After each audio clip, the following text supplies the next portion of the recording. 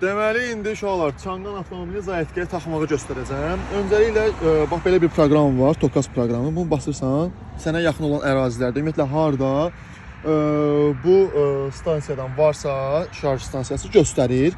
Məsəl üçün, bizə hal-hazırda ən yaxın olanı, indi buradan görəcəyik. Bax, birinci, Avropa üçün var, Çin üçün olan var. Bizdəki Çin üçün olduğu üçün seçirik. Daha sonra açdıq. Buranı çək zəhmət olmasa. Açdıq, bu deməli, evdə taxanda bundan taxırsan, bu zəif şarj üçündür, bu da sürətli şarj üçündür. Stansiyalarda isə bundan istifadə edirsən. Nəysə, bunu qoyduq. Deməli, götürdük. Şəhərin yaraşığı çandan. Soxduq, bura tökünü salır. Sonra buradan sesiyaya başla veririk və gözləyirik. Proses başlasın.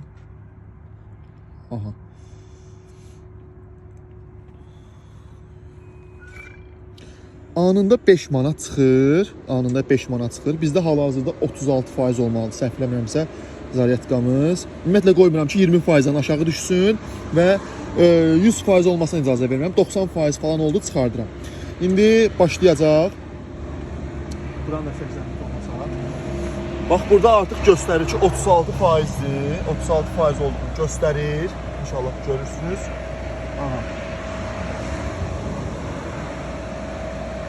Burada telefonda göstərdi 36%. İndi görək, müddət başladı 36%-dan 90%-ə qədər nə qədər vaxtı çatacaq və nə qədər pulumuz çıxacaq. Bir də onu yeri gəlmişəm, onu da deyim ki, bax, indi 5 manat çıxdı.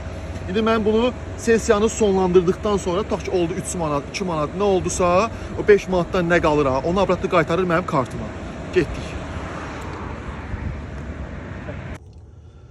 Deməli dostlar, artıq demək olar ki, bax 91% oldu. 43 dəqiqə cəmi 3 manat 60 qəpik elədi və 91 kilometrdə verir 86. 91%də verir 86 kilometr.